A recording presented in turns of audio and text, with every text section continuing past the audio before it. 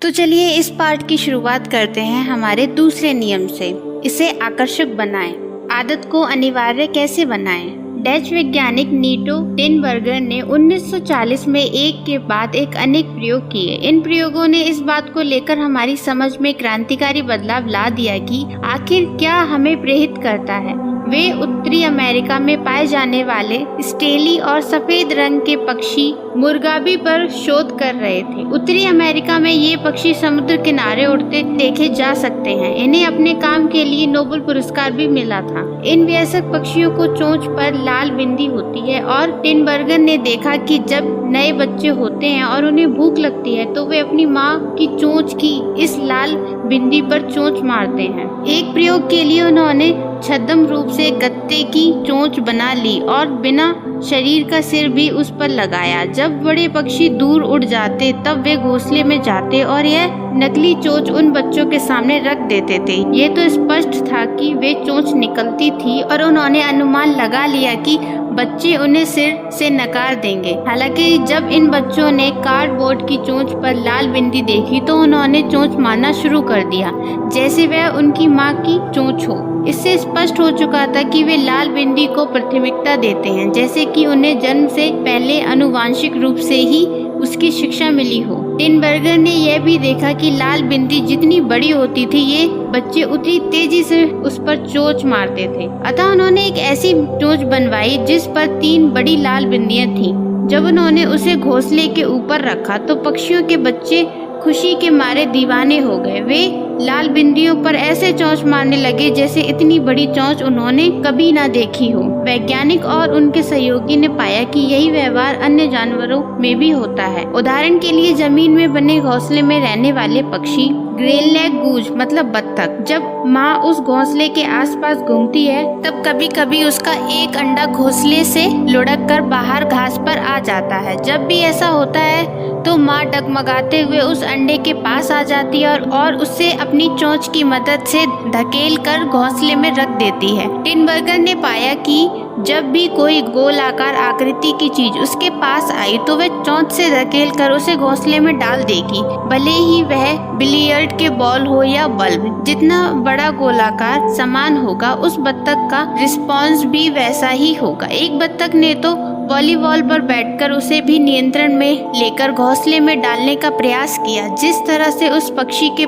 बच्चे लाल बिंदी पर चोंच मार रहे थे उसी प्रकार से ये बत्तख हर गोलाकार चीज में घोंसले में ले जाने की कोशिश कर रही थी।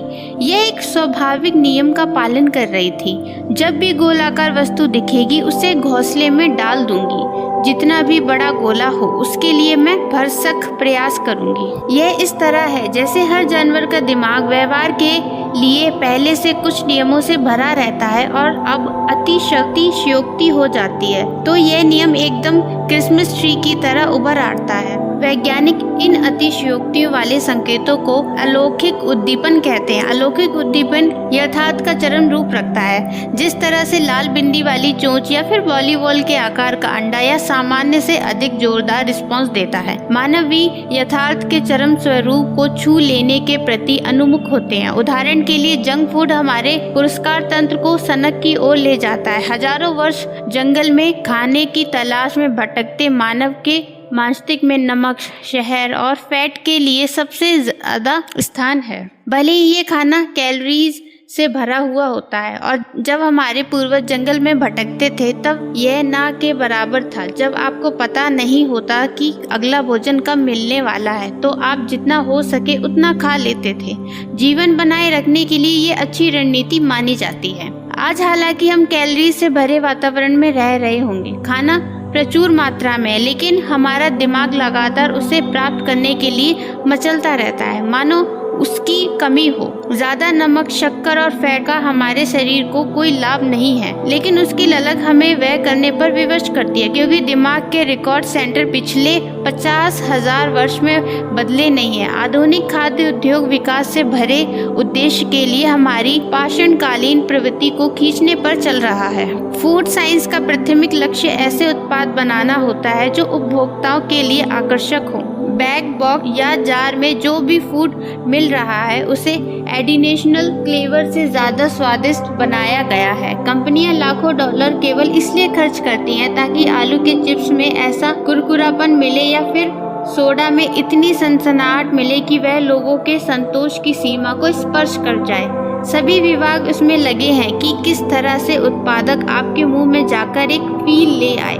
ऐसी क्वालिटी को एसोरेशन कहते हैं। उदाहरण के लिए फ्रेंच फ्राइज में उसका अच्छा तालमेल है, बाहर से गोल्डन ब्राउन और क्रंची और अंदर से हल्का और मुलायम। प्रसंस्करण से बने हुए खाद्य पदार्थ हमारे इस पूर्ण विरोधाभास को उभारते हैं। ये ऐसे पदार्थ हैं जिसमें सेंशन का संयोजन होता है, जैसे क्रंची और क्रीमी का संयोजक। कल्पना कीजिए पिज्जा की कुरकुरी परत से ऊपर पिघला हुआ चीज या ओरियो कुकीज का क्रंच जो भीतर बीचों बीच मुलायम होता है। नेचुरल अनप्रोसेस्ड फूड्स के साथ आप किसी तरह की सनसनी अनुभव कर सकते हैं। और केल के 17वें कोर का स्वाद कैसा होगा? कुछ ही मिनटों में आपका दिमाग उसमें रुचि खो देता है और आपको भरपूर लगने लगता है। लेकिन जो फूड इस स्फूर्त विरोधाभास को बहुत अधिक ध्यान में रखकर बनाए जाते हैं वे आपका अनुभव अनोखा बना देते हैं। इसे आप जितना खाते हैं रुचि उतनी बढ़ने लगती है और आपको ज्यादा खाने को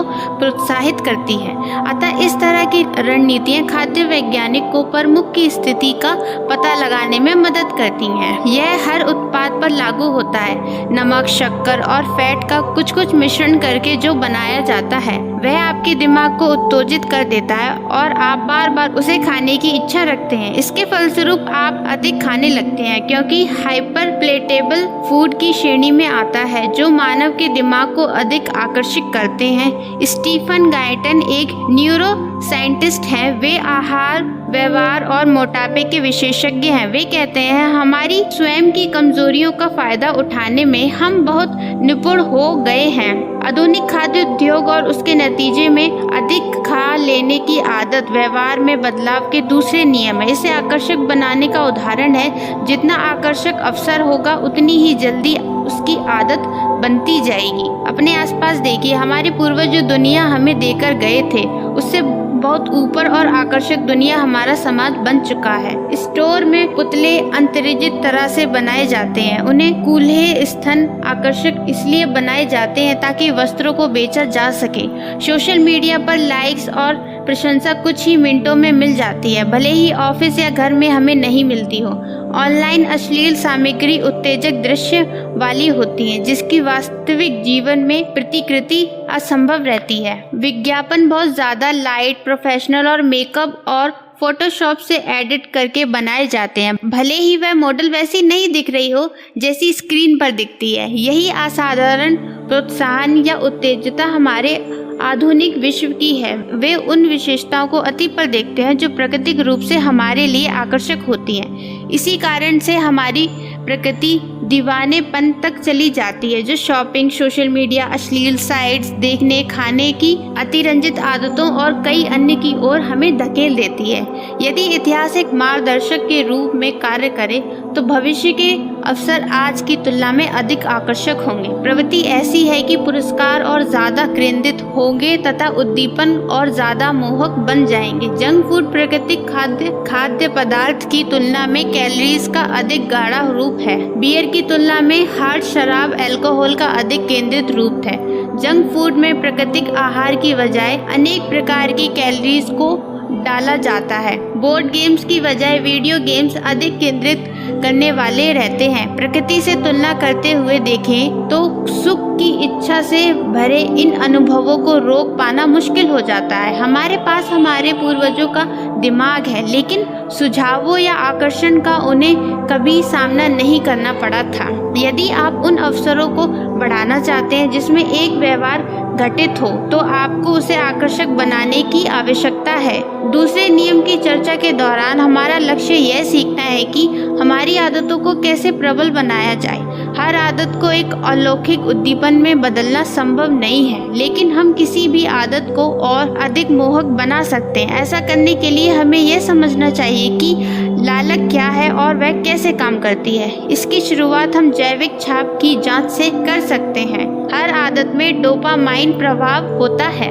डोपामाइन से प्रेरित फीडबैक लूप। लालक के सटीक क्षण का वैज्ञानिक उस न्यूरोट्रांसमीटर से मापकर पता कर सकते थे जिसे डोपामाइन कहते हैं।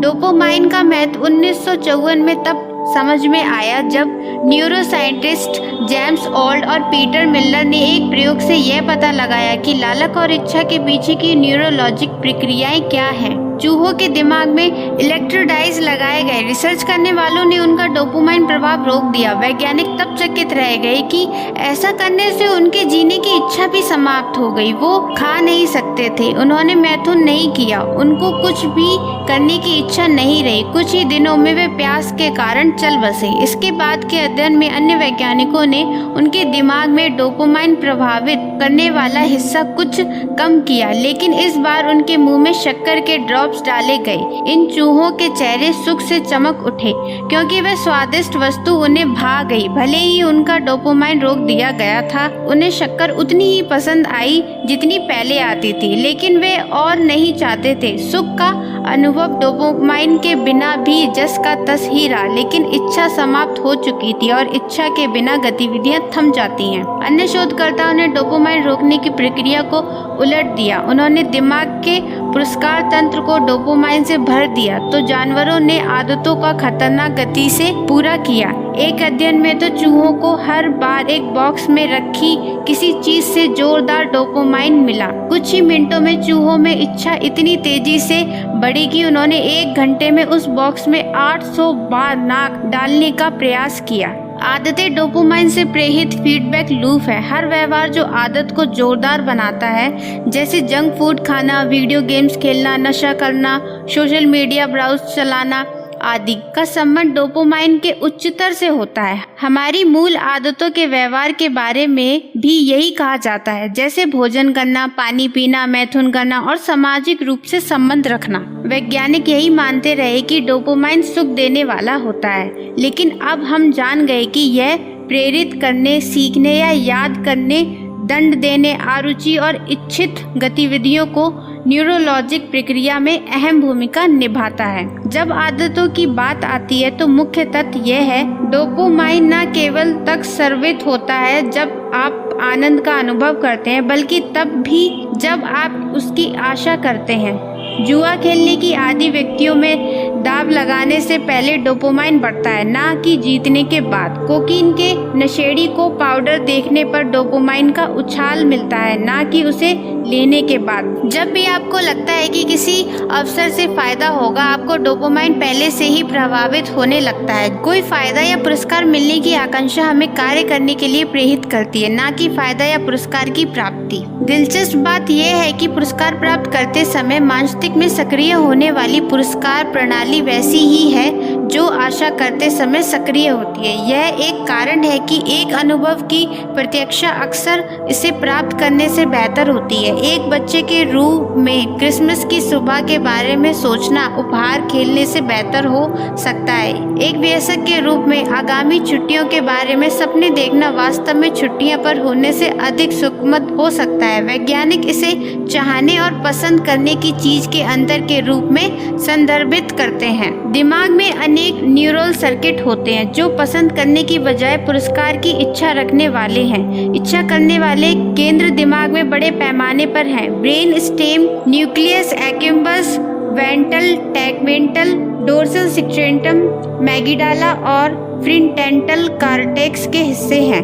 तुलनात्मक रूप से दिमाग में पसंद आने के केंद्र बहुत कम हैं। उन्हें अक्सर हेडोनिक हॉट स्पॉट कहा जाता है और ये पूरे दिमाग में छोटे द्वीपों की तरह फैले हैं। उदाहरण के लिए शोध करने वालों ने पाया कि न्यूक्लियस एक्युम्बस का 100% तब सक्रिय होता है जब किसी चीज की इच्छा होती है। इसी बीच इसमें पसंद आने के दौरान 10% की सक्रियता रहती है। वास्तव में दिमाग में अधिक कीमती स्थान इच्छाओं के लिए आवंटित होते हैं, जो इस बात का सबूत है कि ये प्रक्रिया अहम भूमिका निभाती है। इच्छा वह इंजन है जो हमारे व्यवहार व्यवहार को चलाता है। हर काम को किसी इच्छा के लिए किया जाता है। ललक ही वह होती है जो प्रतिसाद तक ले जाती है। इन जानकारियों से व्यवहार में बदलाव के दूसरे नियम के महत्व का पता चलता है। हमें अपनी आदतों को आकर्षक बनाने की आवश्यकता है, क्योंकि एक पुरस्कृत अनुभव की उम्मीद ही हमें कार्य करने के लिए प्रेरित करती है। यह वह जगह है जहाँ प्रलोभन बंडलिंग के रूप में जानी जाने वाली रणनीतियाँ परिदृश्य में आती हैं। आदतों को ज्यादा आकर्षक बनाने में प्रलोभन बंडलिंग का इस्तेमाल कैसे करें? रॉनन एर्नी आयरलैंड के डब्लिन में इलेक्ट्रॉनिक इंजीनियर के छात्र हैं। नेटफ्लिक्स देखने में उन्हें सुख मिलता है, लेकिन वे ये भी जानते हैं कि वे जितनी एक्सरसाइज करते हैं उससे अधिक करनी चाहिए। ऐसे में अपनी इंजीनियरिंग की क्षमता को उन्होंने प्रयोग में लिया। अपनी खड़ी हुई साइकिल को लैपटॉप और टीवी से जोड़ दिया। इसके पश्चात उन्होंने एक कंप्यूटर प्रोग्राम बनाया जिससे यह तय हो गया कि नेटफ्लिक्स तभी चलेगा जब एक निश्चित गति पर साइकिल चलेगी।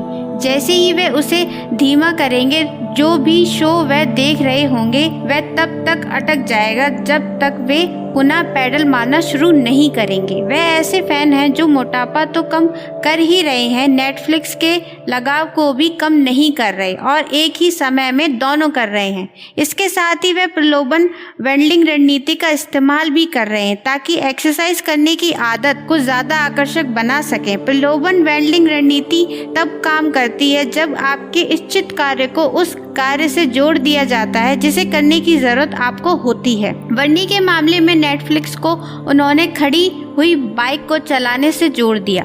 कारोबार करने वाले के प्रलोभन बंडलिंग में महारत हासिल होती है। उदाहरण के लिए जब अमेरिकन ब्रॉडकास्टिंग कंपनी, जिसे आमतौर पर एबीसी के रूप में जाना जाता है, ने 2014-15 सीजन के लिए अपने गुरुवार रात के टेलीविजन लाइन ऐप को लॉन्च किया तो उन्होंने बड़े पैमाने पर प्रलोभन बंडलिंग को भी बढ़ावा दिया। कंपनी हर गुरुवार को पटकथा लेखिका शोडा राइम्स के तैयार किए 3 शो देखती थी। ये शो थे ग्रेज एनाटॉमी, सैंडल और how to get away with murder. इसकी उन्होंने TGIT ऑन ABC के रूप में वर्ल्डिंग की। TGIT का अर्थ थैंक गॉड इट्स थर्सडे था। इसके अतिरिक्त शो को लोकप्रिय करने के लिए ABC ने दर्शकों को पॉपकॉर्न बनाने, रेड वाइन पीने के लिए प्रेरित तक किया ताकि वे शाम को उसका मजा लें। ABC के शेड्यूलिंग प्रमुख एंड्रयू क्यूबिट्स ने अभियान के पीछे के विचार का वर्णन किया। हम गुरुवार की रात को दर्शकों को अवसर के रूप में देखते हैं। या तो जोड़ों या महिलाएं खुद बैठकर तनाव से दूर होने लगती हैं और मस्ती करती हैं, रेड वाइन पीती हैं और कुछ पॉपकॉर्न का मजा लेती हैं। इस रणनीति की उत्कृष्टता यही है कि ABC को जिन चीजों को दर्शकों से रोकने की जरूरत थी, उन गतिविधियों को वो उन चीजों से जोड़ रहा था जो उनके दर्शक पहले से ही करना चाहते थे, जैसे कि आराम करना, शराब पीना और पॉपकॉर्न खाना। समय के साथ लोगों ने ABC को आराम और मनोरंजन के साथ जोड़कर देखना शुरू कर दिया। अगर आप हर गुरुवार को रात 8 बजे रेड वाइन पीते हैं और पॉपकॉर्न खाते हैं तो अतः गुरुवार 8 बजे का अर्थ है विश्राम और मनोरंजन। पुरस्कार संकेत के साथ जोड़ा जाता है और टेलीविजन को चालू करने की आदत अधिक आकर्षक हो जाती है। यदि आपको एक ही समय में अपना कोई पसंदीदा काम करने को मिले तो इस बात की संभावना ज्यादा होती है कि आपको व्यवहार आकर्षक लगने लगेगा। कदाचित आप सेलिब्रिटी की गपशप सुनना चाहते हैं, लेकिन साथ ही आप शरीर को ठीक भी रखना चाहते हैं। इसमें प्रलोभन बंडलिंग की रणनीति को प्रयोग में लेते हुए आप जिम में टेबल लाइट्स पढ़ सकते हैं और रियलिटी शो भी देख सकते। हो सकता है कि आप पेडिक्योर करना चाहते हो, लेकिन आपको अपने ईमेल इनबॉक्स को भी साफ करने की जरूरत है। इसका हल क्या हो सकता है? पेडिक्योर करते समय अपने ईमेल को भी साथ के साथ निपटाते चलें। प्रलोभन बंडलिंग एक मनोवैज्ञानिक सिद्धांत को लागू करने का तरीका है जिसमें प्रेमैक के सिद्धांत के रूप में जाना जाता है। प्रोफेसर डेविड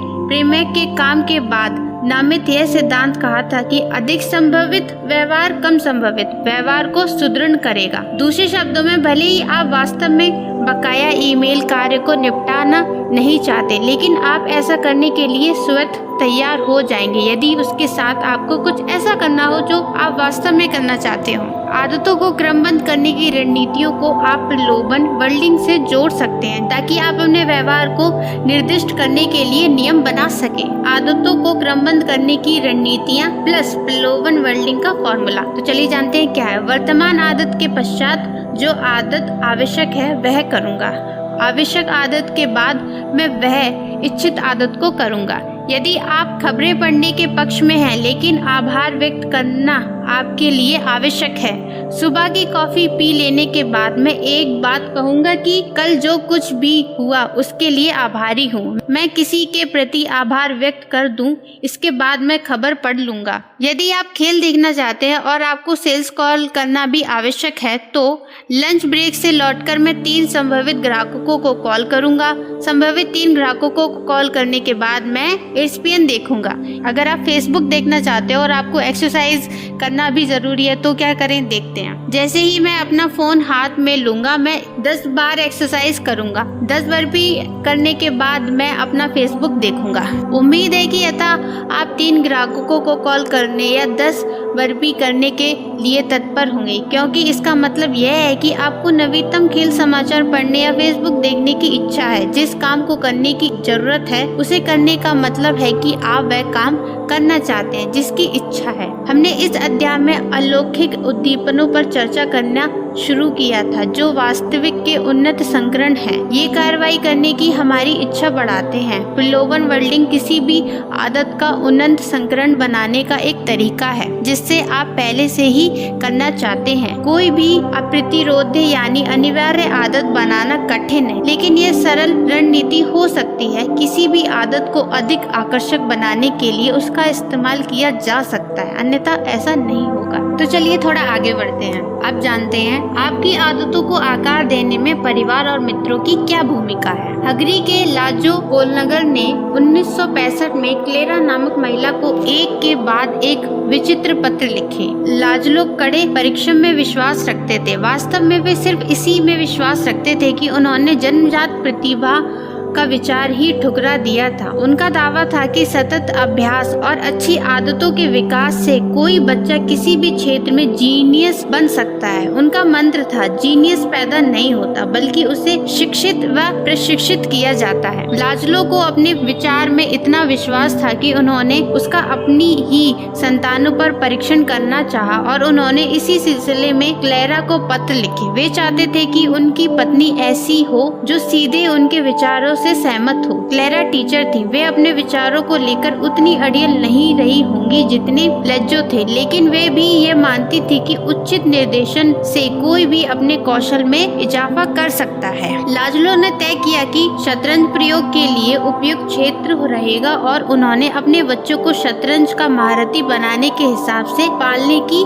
योजना बनाई। बच्चों को घर में ही स्कूली शिक्षा दी जाएगी, जिससे उस समय हंगरी में दुर्लभ माना जाता था। हर शतरंज की किताबों और प्रसिद्ध शतरंज खिलाड़ियों की तस्वीरें से भरा होगा। बच्चे एक दूसरे के खिलाफ लगातार खेलते रहेंगे और सर्वश्रेष्ठ टूर्नामेंटों में प्रतिस्पर्धा करेंगे। परिवार हर उस प्रतियोगी के टूर्नामेंट इतिहास का सावधानी पूर्वक हिसाब रखेगा जिसका सामना बच्चों ने किया होगा। उनका जीवन शतरंज के लिए समर्पित होगा। लाजलो ने क्लेरा से विवाह किया और कुछ ही वर्षों में दंपति 3 बेटियां सुसैन, सोफिया और जूडिथ के माता पिता बने। सुसैन सबसे बड़ी थी और उसने 4 वर्ष की आयु से ही शतरंज खेलना शुरू कर दिया था। 6 माह में वह बड़ों को भी हराने लगी। सोफिया उससे छोटी थी। 14 वर्ष की आयु में वह विश्व चैंपियन बन गई और कुछ ही वर्ष बाद वह ग्रैंड मास्टर बन चुकी थी। जूडिथ सबसे छोटी और सबसे श्रेष्ठ थी। 5 वर्ष की आयु में ही वह पिता को हराने लगी थी। 12 वर्ष की आयु में दुनिया के शीर्ष 100 खिलाड़ियों से सबसे कम आयु की खिलाड़ी जूडिथ ही थी। 15 वर्ष 4 माह की आयु में वह सबसे छोटी ग्रैंड मास्टर बन चुकी थी। वह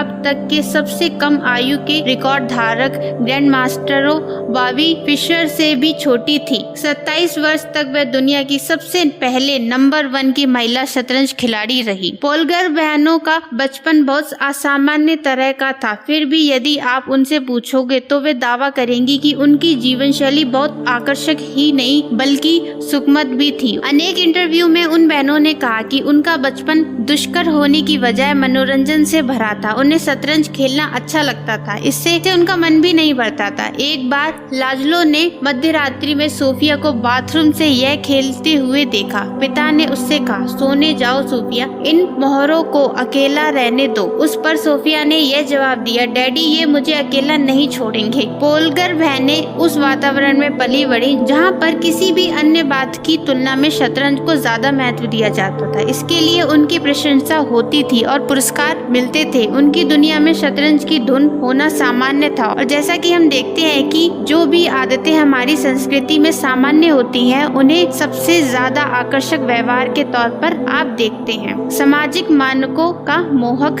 खिंचाव। इंसान एक तरह से झुंड के जानवर हैं। हम इसमें फिट होना चाहते हैं, दूसरों के साथ बंधन में बांधना चाहते हैं ताकि हम हमारे साथियों से सम्मान और अनुमोदक अर्जित कर सकें। इस तरह के झुकाव हमारे अस्तित्व के लिए आवश्यक है। हमारे अधिकांश विकासवादी इतिहास में हमारे पूर्वज जनजातियों में रहते थे। कबीले से अलग हो जाना या उससे भी बेहतर भूग्रस्त किया जाना एक मौत की सजा थी। अकेला भेड़िया मर जाता है लेकिन झुंड बचा रहता है। इस बीच जिन लोगों ने सहयोग किया और दूसरों के साथ बंधन में बंध गए, उन्होंने बढ़ी हुई सुरक्षा, संभोग के अवसरों और संसाधनों तक पहुंच का आनंद लिया। जैसे चार्ल्स डार्विन ने कहा था, मानव जाति के लंबे इतिहास में जिन लोगों ने सबसे प्रभावी रूप से सहयोग और सुधार करना सीखा, वे ही प्रबल साबित हुए। इसके परिणाम स्वरूप किसी से जुड़ना मानव की सबसे गहरी इच्छाओं में से एक है और इस प्राचीन वरीयता का हमारे आधुनिक व्यवहार पर एक शक्तिशाली प्रभाव है। हम अपनी पुरानी आदतों का चयन नहीं करते, हम उनकी नकल करते हैं। हम उस स्क्रिप्ट का अनुसरण करते हैं जो हमारे दोस्तों और परिवारों, हमारे चर्च, स्कूल, हमारे स्थानीय समुदाय और बड़े पैमाने पर समाज द्वारा सौंपी जाती है। इन संस्कृतियों और समूह में से प्रत्येक अपनी अपेक्षाओं और अपने मानकों के साथ आता है। कब शादी करनी है, शादी करनी है या नहीं, कितने बच्चे होने चाहिए, कौन सी छुट्टियां मनानी है, अपने बच्चों के जन्म दिवस पर उत्सव कैसे मनाया जाए, कितना पैसा खर्च करना है। कई मायनों में ये सामाजिक मानदंड हैं, आदर्श नियम जो प्रत्येक दिन आपके व्यवहार का मार्गदर्शन करते हैं। आप हमेशा उन्हें दिमाग में बनाए रखते हैं, भले ही वे आपके दिमाग के शीर्ष पर ना हो। अक्सर आप अपनी संस्कृति की आदतों का बिना सोचे समझे, बिना कोई सवाल किए और कभी कभार याद किए बिना अनुसरण करते हैं। फ्रांसीसी दार्शनिक मिशेल डी मांटेन ने लिखा, समाज में जीवन के रीति रिवाज और प्रथाएं हमें बहाकर ले जाती हैं। ज्यादातर समय समूह के साथ जाने पर बोझ का एहसास नहीं होता। हर कोई समूह के अनुकूल होना चाहता है। यदि आप एक ऐसी परिवार में बड़े होते हैं जिसमें आपको शतरंज कौशल के लिए पुरस्कार दिया जाता है, तो आपको शतरंज खेलना बहुत पसंद आने वाली बात होगी। अगर आप ऐसी नौकरी में काम करते हैं जहाँ पर कोई महंगे सूट पहनता है, तो आप भी दिखावा करना चाहेंगे। यदि आपके मित्र एक मजाक साझा कर रहे हैं या एक नया वाक्यांश का उपयोग कर रहे हैं, तो आप भी यह करना चाहेंगे ताकि वे जान ले आपने इसे समझ लिया है, ताकि वे जान ले कि आप इसको समझ गए हैं। व्यवहार तब आकर्षक होता है जब वे समूह के अनुकूल होने में हमारी मदद करते हैं। हम विशेष रूप से 3 समूहों की आदत की नकल करते हैं। तो चलिए जानते हैं वो क्या है। पहली, करीबी समूह। दूसरा, बड़ा समूह। और तीसरी, ताकतवर लोगों का समूह। हर समूह आपको अवसर देता है कि आप व्यवहार बदलने के दूसरे नियमों का लाभ लें और अपनी आदतों को ज्यादा आकर्षक बनाएं। तो चलिए इन तीनों नियमों को और अच्छे से जानते हैं। पहला नियम, करीबी समूह। आसपास का हमारे व्यवहार पर अधिक प्रभाव पड़ता है। भौतिक वातावरण के संदर्भ में ऐसा था जैसे कि हमने अध्ययन 6 में चर्चा की थी, लेकिन सामाजिक वातावरण में भी यही सही होता है। हम अपने आसपास के लोगों की आदतों को ही ग्रहण करते हैं। जिस प्रकार से हमारे माता पिता चीजों को तर्क से संभालते हैं, जिस तरह से हमारे साथी एक दूसरे के साथ फ्लर्ट करते हैं, जैसे आपके सहकर्मी परिणाम हासिल करते हैं, आप भी उनका अनुसरण करते हैं। यदि आपके दोस्त सिगरेट पीते हैं तो आप भी कोशिश करते हैं। जब बिस्तर पर जाने से पहले आपकी पत्नी की आदत दरवाजे को 2 बार चेक करने की है, तो आप भी इस आदत को अपनाते हैं। मुझे लगता है कि मैं अक्सर अनुभव किए बिना अपने आसपास के लोगों के व्यवहार की नकल करता हूँ। बातचीत में मैं स्वचालित रूप से दूसरे व्यक्ति के शरीर की मुद्रा का ग्रहण कर लेता हूँ। कॉलेज में मैं अपने रूममेट्स की तरह बात करने लगता हूँ। अन्य देशों की यात्रा करते समय मैं अनजाने में ही स्थानीय उच्चारण का अनुसरण करता हूँ, खुद को रोकने के लिए याद दिलाने के बावजूद।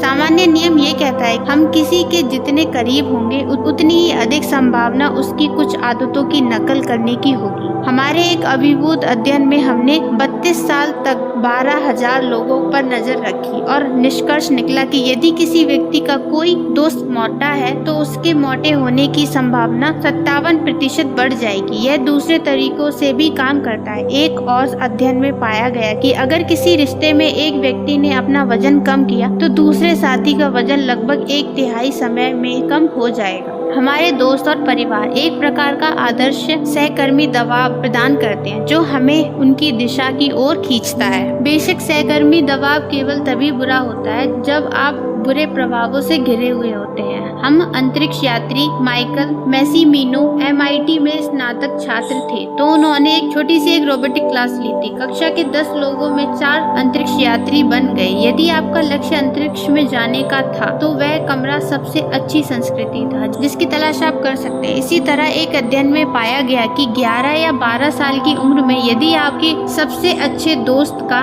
IQ ऊंचा है तो बुद्धि की प्राकृतिक स्तरों को नियंत्रित करने के बाद आपका IQ भी 15 साल की उम्र में उतना ही होगा। हम अपने आसपास के लोगों के गुणों और प्रथाओं को आत्मसात कर लेते हैं। बेहतर आदतों के निर्माण के सबसे प्रभावी तरीकों में से यह है कि आप ऐसी संस्कृति में शामिल हो जाएं जहां आपका इच्छित व्यवहार सामान्य व्यवहार हो। नई आदतें तब हासिल करने योग्य लगती हैं जब आप दूसरों को उन्हें हर दिन करते हुए देखते हैं। यदि आप फिट लोगों से घिरे हैं तो आपके इस विचार पर करने की अधिक संभावना है कि व्यायाम सामान्य आदत है। यदि आप जैज प्रेमियों से घिरे हैं तो आप मानने लगेंगे कि प्रतिदिन जैज का आनंद लेना उचित है। आपकी संस्कृति सामान्य के लिए आपकी उपेक्षा निर्धारित करती है। खुद के विचारों और उन लोगों के साथ लें जिनकी आदत वैसी है जो आप खुद विकसित करना चाहते हैं। ऐसे में आप साथ आगे बढ़ेंगे। अपनी आदतों को और अधिक आकर्षक बनाने के लिए आप इस रणनीति को एक कदम आगे ले जा सकते हैं। ऐसी संस्कृति से जुड़ें जहां आपका इच्छित व्यवहार सामान्य व्यवहार हो। आपके और उस समूह के बीच पहले से कुछ बातें सामान्य हो। न्यूयॉर्क शहर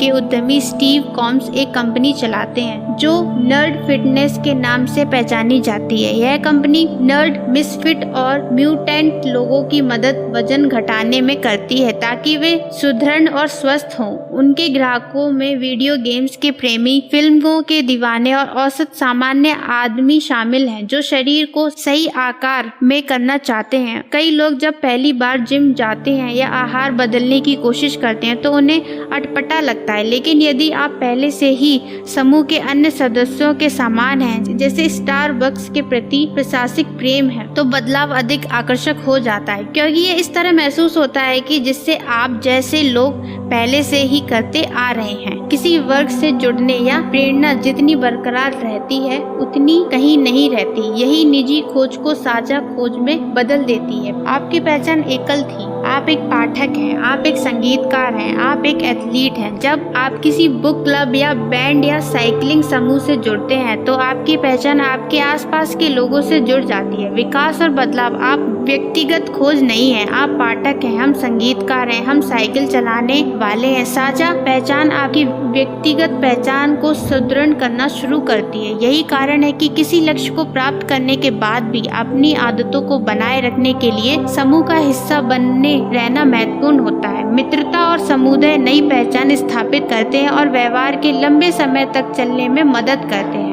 दूसरा नियम, बड़े समूह का अनुसरण करना। 1950 के दशक में मनोवैज्ञानिक सोलोमन एश ने सिलसिलेवार अनेक प्रयोग किए थे जो अब प्रत्येक वर्ष असंख्य अंडर ग्रेजुएट्स को सिखाए जाते हैं। हर प्रयोग के शुरू के सब्जेक्ट अजनबियों के समूह के साथ प्रवेश करते थे। उनके लिए अनजान अन्य प्रतिभागी अभिनेता होते थे जो शोधकर्ताओं द्वारा लगाए गए उन्हें कुछ सवालों के जवाब पटकथा के अनुसार देने के निर्देश दिए गए थे। समूह को एक लाइन वाला एक कार्ड दिखाया जाता था और फिर लाइनों की श्रृंखला वाला दूसरा कार्ड। प्रत्येक व्यक्ति को दूसरे कार्ड पर वह लाइन चुनने के लिए कहा जाता था जो पहले कार्ड की लाइन की लंबाई के समान हो। यह बहुत ही सरल कार्य था। यहाँ 2 कार्ड का एक उदाहरण दिया गया है। प्रयोग हमेशा ऐसे शुरू होता है। पहले कुछ आसान परीक्षण होते हैं जिनमें सही लाइन पर सहमति व्यक्त करते हैं। कुछ राउंड्स के बाद प्रतिभागियों को टेस्ट दिखाया जाता है जो कमरे में अभिनेताओं को जोड़कर बिल्कुल पिछले वाले की तरह स्पष्ट होता है। वे जानबूझकर गलत जवाब का चयन करते हैं। उदाहरण के लिए वे चित्र 10 में दिखाई गई तुलना के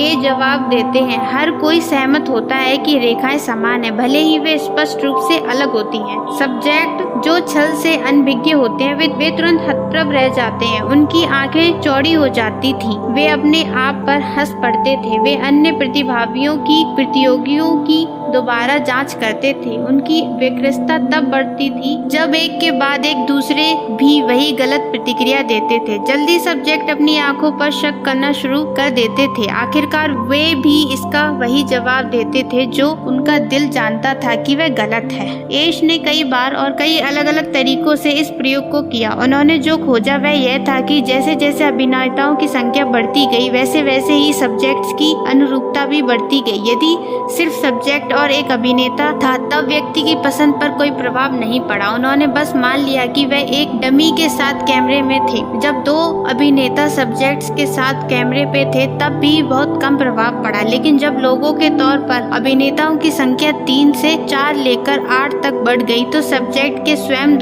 दोबारा अनुमान लगाने की अधिक संभावना बन गई। प्रयोग के अंत तक लगभग 75% सब्जेक्ट समूह के साथ सहमत हो गए थे। उत्तर भले ही स्पष्ट रूप से गलत था। जब भी हम अनिश्चित होते हैं कि कैसे कार्य करना है तब हमारे व्यवहार का मार्गदर्शन करने के लिए समूह की ओर देखते हैं। हम लगातार अपने माहौल को स्कैन करते रहते हैं और सोचते रहते हैं शेष सब क्या कर रहे हैं। हम एजिमेन, येल्प या ट्रिप एडवाइजर पर समीक्षाओं की जांच करते हैं। येल्प या ट्रिप एडवाइजर पर समीक्षाओं की जांच करते हैं क्योंकि हम खरीदने, खाने और यात्रा की सर्वश्रेष्ठ आदतों की नकल करना चाहते हैं। यह आमतौर पर स्मार्ट रणनीति है। संख्या के रूप में इसके साक्ष्य भी हैं, लेकिन इसका नकारात्मक पहलू भी हो सकता है। समूह का सामान्य व्यवहार अक्सर व्यक्ति की इच्छित व्यवहार को खत्म कर देता है। उदाहरण के लिए एक अध्ययन में पाया गया कि जब एक चिंपैंजी एक झुंड के सदस्य के रूप में नट्स को क्रैक करने का एक प्रभावी तरीका सीख जाता है और फिर एक नए झुंड में स्विच कर जाता है जो कम प्रभावी रणनीतियों का उपयोग करता है, ऐसे में यह चिंपैंजी नट्स को क्रैक करने के बेहतर तरीके का इस्तेमाल करने से बचेगा ताकि शेष चिंपैंजियों में घुल मिल सके। मनुष्य भी इसके समान ही है। समूह के मानदंडों की अनुपालना करने के लिए जबरदस्त आंतरिक दबाव होता है। स्वीकार किए जाने का प्रतिफल अक्सर एक तर्क को जीतने, स्मार्ट लगने या सच्चाई का पता लगने से ज्यादा होता है। मानव का दिमाग जितना ही दूसरों के साथ कैसे रहा जाए वह दूसरे के साथ ही चलना चाहता है। यह हमारी प्राकृतिक तरीका है। आप इस पर हावी हो सकते हैं, आप समूह को अनदेखा कर सकते हैं या फिर इस बात की चिंता छोड़ सकते हैं कि अन्य लोग क्या सोच रहे होंगे,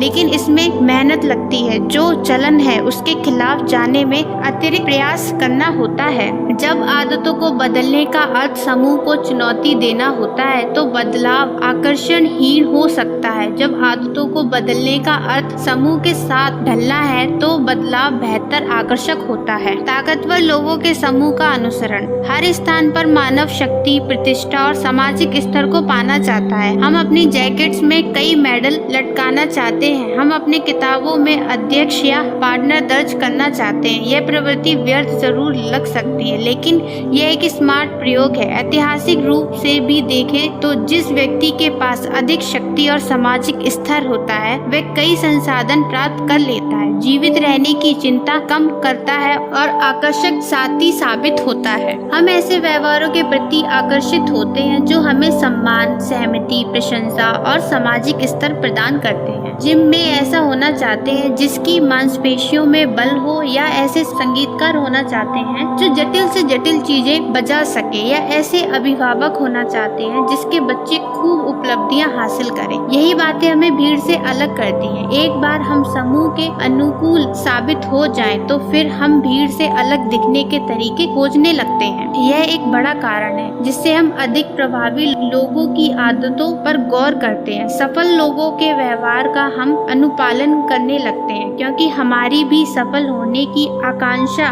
रहती है। जिन लोगों को हम पसंद करते हैं उनकी आदतों को हम दैनिक आदतों में शामिल करते हैं। आप अपनी इंडस्ट्री में सर्वाधिक सफल कंपनियों की बाजार रणनीतियों का अनुसरण करते हैं। अपने पसंदीदा बेकार की रेसिपी को बनाते हैं। आप पसंदीदा लेखक की कहानी कहने की शैलियों में अपना लेते हैं। जिस तरह से आपके अधिकारी बात करते हैं, आप उनके समान ही बात करने लगते हैं। हम उनकी शैली अपनाते हैं जिसमें हम ईर्ष्या करते हैं। उच्च सामाजिक दर्ज के लोगों को सबकी प्रशंसा, सामान्य और सहमति मिलती है। यदि व्यवहार को सहमति, सम्मान और प्रशंसा मिलती है तो वह हमें आकर्षक लगता है। हम उस व्यवहार को नहीं अपनाते जो हमारे सामाजिक स्तर को घटा सकते हैं। हम अपने बगीचों की घास काटते हैं और बाड़ को भी ठीक करते हैं, क्योंकि हम आस पड़ोस में कीचड़ का स्थान नहीं बनाना चाहते। जब हमारी माँ आने वाली होती है तो हम घर साफ करते हैं, क्योंकि हम नहीं चाहते कि कोई हमारे बारे में किसी भी प्रकार का निष्कर्ष निकाले। हम लगातार सोचते हैं दूसरे लोग मेरे बारे में क्या सोचते होंगे, और अपना व्यवहार उसी के आधार पर परिवर्तित करते रहते हैं। शतरंज की असाधारण प्रतिभाओं में मशहूर पोलगर बहनों का उल्लेख इस अध्ययन के आरंभ में किया था। वे